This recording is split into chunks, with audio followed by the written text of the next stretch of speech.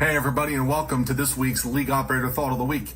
For this week's video, I am not only Dave Piotrowski, your League Operator, I am Dave, your professor. On this video, we are going to cover one topic. We are going to cover the 23-point rule. I'm surprised that we have to go over this, but one of my division reps, Jay Janis, has notified me that an overwhelming majority of my membership does not understand how the 23-point rule is governed when you shoot someone twice. Now, if you look in the National Rule Book, shooting someone twice is referred to as ghost play or ghost shooting. It's also disallowed. Now, in my local bylaws, I allow double shooting. I understand lives get busy and sometimes you can't get 5 people to a regular season match, so we let you double shoot somebody if you need to and if your opponent is okay with it.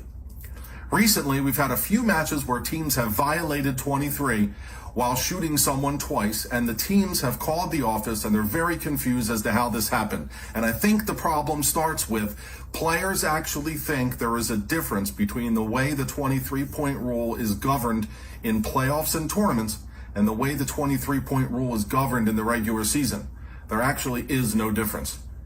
The easiest way to think of it is the moment your roster stops displaying the ability for your team to field 23, you are in violation. It doesn't matter if it's regular season or if it's playoffs or tournaments.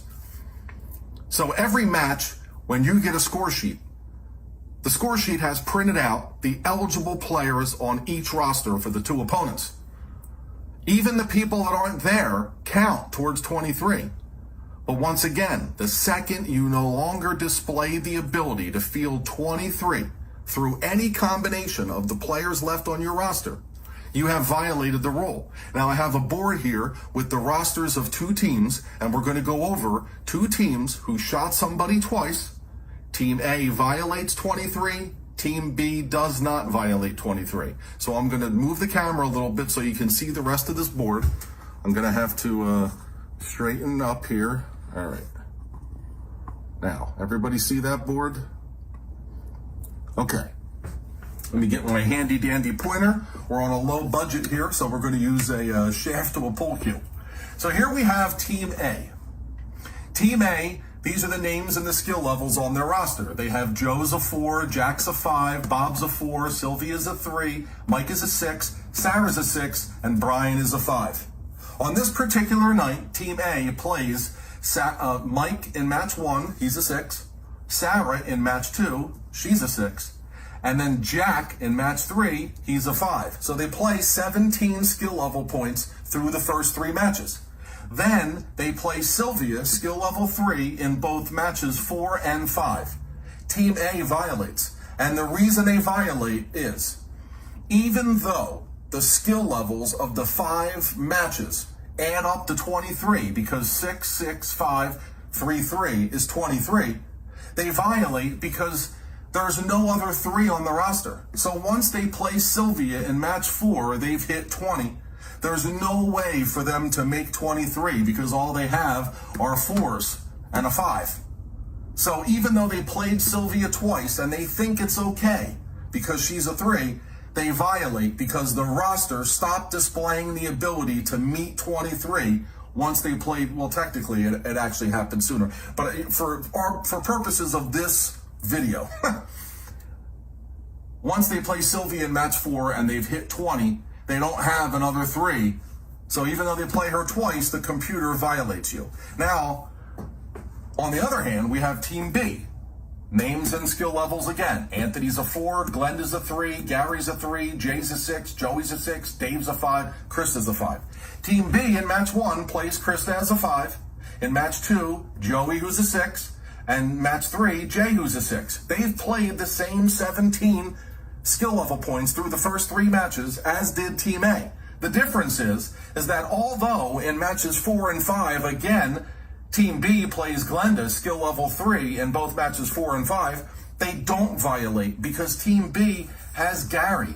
Even though Gary's not present, his skill level 3 still shows that this team can field 23. You know, who knows? Gary could be on his way. Maybe he stopped at the liquor store, or maybe he just decided he can't take it tonight, and he can't. I don't know what happened. Gary's got problems. Gary wasn't there. So, but even though he wasn't there, he still counts because he's an eligible member printed out on the roster. So Glenda they play the same 23 points as Team A did. They do it in the exact same way as Team A did. This is not a violation because this roster never stopped displaying the ability to meet 23. And that is the point. Now I know the players get frustrated. They've called the office. They're very upset. We paid to play this match. You took all of our points.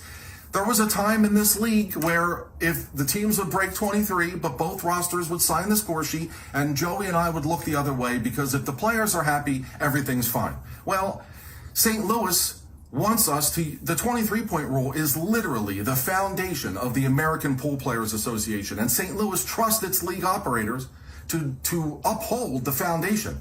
Now, I did not do a good job at that, so eventually the national office grew frustrated and they took away my ability to do anything about it. So starting in September of 2018, the computer was set up to take away all of your points if you violated 23.